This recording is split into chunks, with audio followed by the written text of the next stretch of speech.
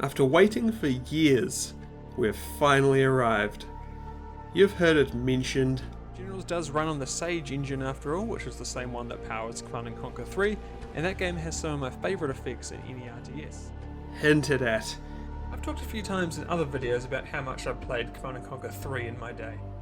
And now today, we are continuing our quest of reviewing every game in the Command & Conquer series in absolutely no coherent order, with Command & Conquer 3 Tiberium Wars, as well as its expansion Kane's Wrath. Released in 2007, this was the first title in the mainline Tiberium series to be developed by EA Los Angeles and not the saga's original creator Westwood, who had been shuttered by Electronic Arts a few years previously. And as such, there was a lot riding on its release. EA LA had already proven themselves a competent RTS developer with their Battle for Middle-earth series, as well as the highly regarded Command & Conquer Generals, which was the most recent game to bear the Command & Conquer name. Now, I normally try and keep hidden how much I like a game until around halfway through the video in order to keep things interesting. But today I'm spilling the beans a bit early, and as such this video will be a tad different to others in the series. So here we go. Command & Conquer 3 is my absolute favourite in the series, no questions asked, and I'm here to tell you why.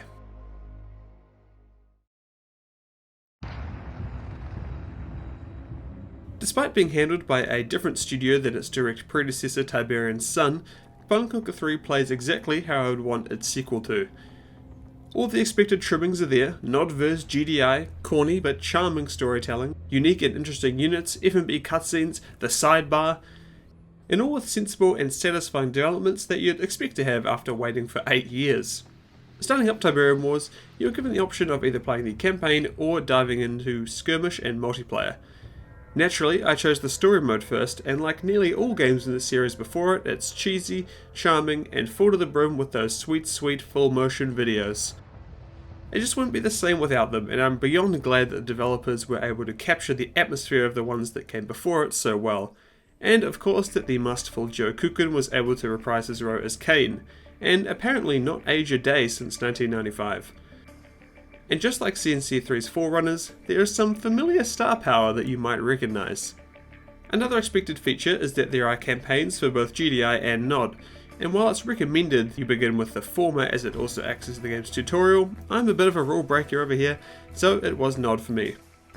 Right from the get-go, you're welcomed back into the arms of the series' staple F&B cutscenes, something that was sorely missed in Command & Conquer Generals. And to make sure we know this is a NOD cinematic, remember we just need to, boost that here, slant, perfect, awesome, good to go.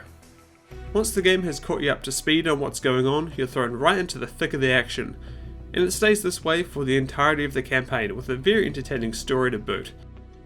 As this is a direct sequel to Tiberium's Sun, Tiberium Wars' narrative follows the path laid out before it, and kicks us right back into the third Tiberium War.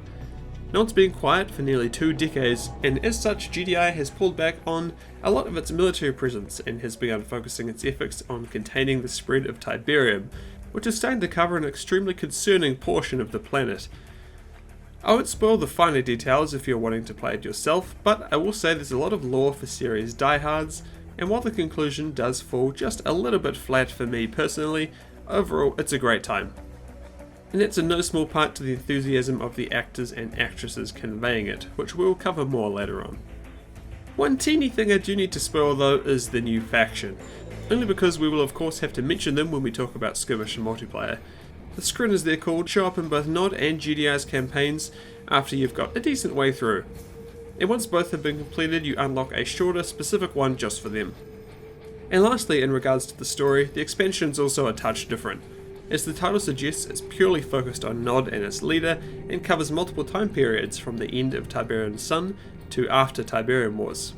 If you enjoyed the original game's campaign, then you'll undoubtedly enjoy this as well, despite its lack of multiple perspectives.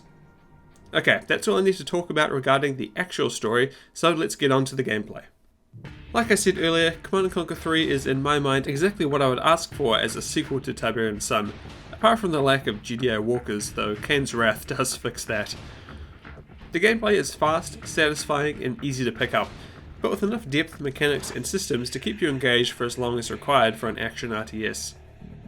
Unlike the sequel that we don't talk about, Tiberium Wars keeps the tried and true strategy game formula of building bases, researching technology, and creating armies of nameless units to lob at your enemy until you've crushed them into the ground. Like its predecessor, there's only one resource you need to gather, and it's handled automatically by your harvesters. Once they're built, they will forage and return Tiberium on the map until it runs dry, so you can focus on what's important. And while you don't need to gather it per se, there's also power to consider. You'll have to build generators to match your ever-expanding energy requirements, and you always want to have enough of it. Not doing so means no minimap and no defensive structures, and this leads to some interesting tactical options, like sending in a strike team to take out your opponent's generators, crippling their defenses and leaving them vulnerable to attack. All three factions feature the same core mechanics and mostly the same types of base units. There's infantry, land and air vehicles, base defenses, special weapons, all stuff you've seen before and you would honestly expect. However, they differ in terms of raw unit strength and of what technologies and special abilities are available to them as the game progresses. Plus, each have their own individual overall strengths and weaknesses.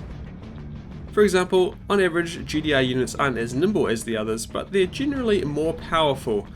Early nod soldiers and vehicles are fast, but fairly lightweight and not as tough as their counterparts. But they can deploy some very heavy units in the endgame, plus they have access to more specialised technologies like stealth. And the Scrin, well, they're overpowered as f*** and can easily lay waste to either faction if you know how to play them well. The variances between Nod, GDI and the Scrin are well pronounced and they add a lot to the game's longevity. Additionally, units can be upgraded with new abilities and special use faction powers can be gained as a byproduct of constructing special buildings, which can be as benign as a radar scan to as devastating as a nuclear missile launch. Tiberium Wars factions also achieve the perfect balance of being similar enough that you can play any of the three and do well without really knowing what's what, but different enough that there's enough room to grow in each of them. And all this variety is even more true in Kane's Wrath. Each core group gets 2 extra sub-factions to play as, and all have a specific focus from one another. The Steel Talons, for instance, are GDI's experimental technology division and have access to awesome mechanized units like the Wolverine and Titan, which will certainly look familiar to anyone who's played Tiberian Sun. I do wish there was a Mammoth Walker though. But all things considered, the moment-to-moment gameplay is the same no matter what version you play. Buildings are constructed fast, units die quickly, and overall it's an exhilarating experience that will definitely keep you on your toes. And that's the same whether you're playing in solo or with friends. One of the things I love is that unlike some of my other favourite RTSs, I can choose to jump into a match of CNC3 and have it resolved in what feels like just a few minutes because of how quick the game is. And this is great for getting a quick RTS fix when time's limited. But luckily, the depth on offer means longer games are just as enjoyable, leading to a versatility that's really appreciated and confidence that whether you're playing for 10 minutes or 2 hours, it'll be a blast either way.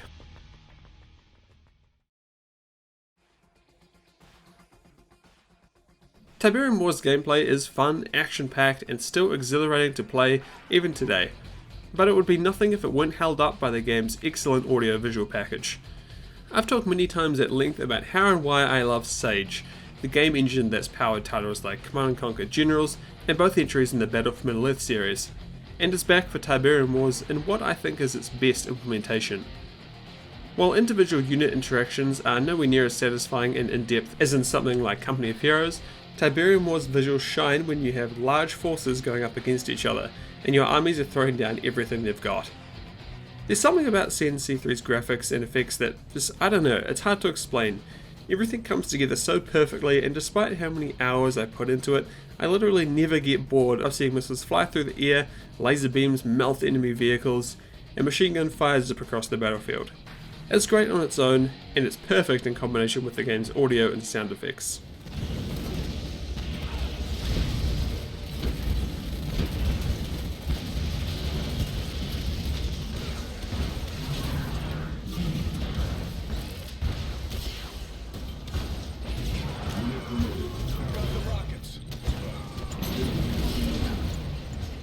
Maybe it's just me and you're all thinking I'm crazy, but man, it is really well done.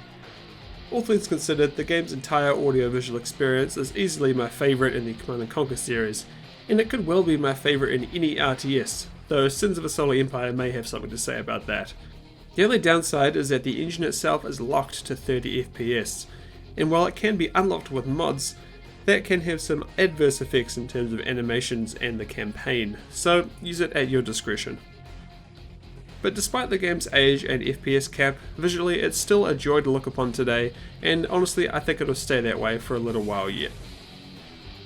As far as the soundtrack goes, it's probably the weakest part of the whole thing. It's classic Command & Conquer fare, but coming from Tiberium Sun, which has an excellent score, I don't really feel it lives up to that legacy. But it's not terrible or anything, and it does the job it needs to. You can be the judge for yourself.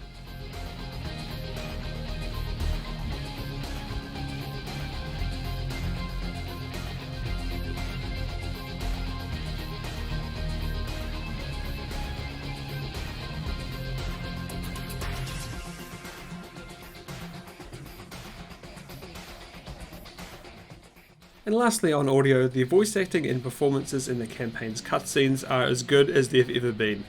It's very clear the actors and actresses took their roles seriously, and their enthusiasm is pretty hard to miss. A grand gesture. Come, my brother. It is time you saw the face of the future.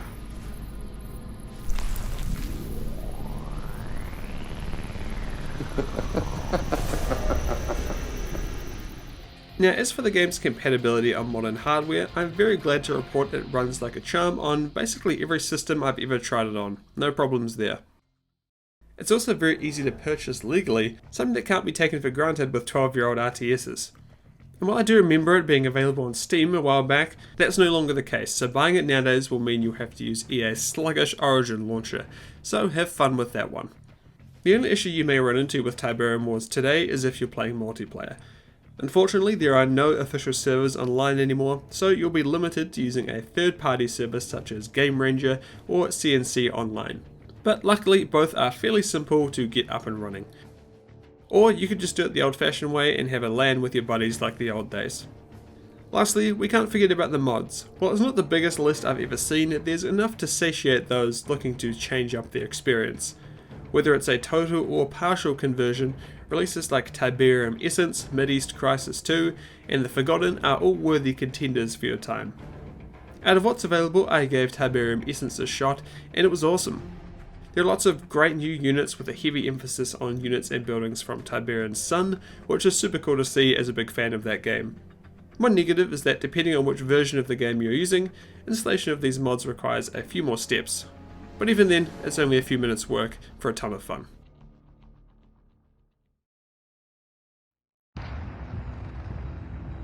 Whenever I'm making a video on a game from my childhood, I always look forward to being able to play it for hours and call it work, if only for the nostalgia that goes along with it. While some can of course be a bit of a slog due to poor performance, old age, or just the game not being that good, Tiberium Wars is firmly out of that category. I had a great time replaying Command & Conquer 3, both getting caught up in the campaign and blasting through skirmish matches, and I'm looking forward to whenever I get the time to come back and play it again. I realise that a lot of die-hard fans of Command & Conquer will probably not agree with my opinions on Tiberium Wars, but you can make your own video about it. I absolutely love it. I love its satisfying visuals, its charmingly corny story, and of course the nostalgia I get from it, as it was one of the first games in the series I'd ever played. And while of course my conclusion is somewhat biased due to past experiences, I would still recommend it to those who haven't had the history with it that I have. It's a satisfying action RTS whose gameplay and visuals hold up better than most of its age, and it's easy to get hold of and play. So get out there, Commander. And now, as much as I'd like to keep the positivity train rolling, make the most of it while you can, because soon we're going to be delving into the depths where our tone might be a bit different.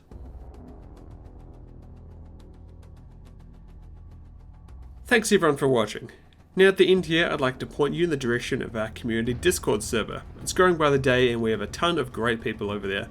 If you're looking to chat about games or find people to play games with, then it's the place for you.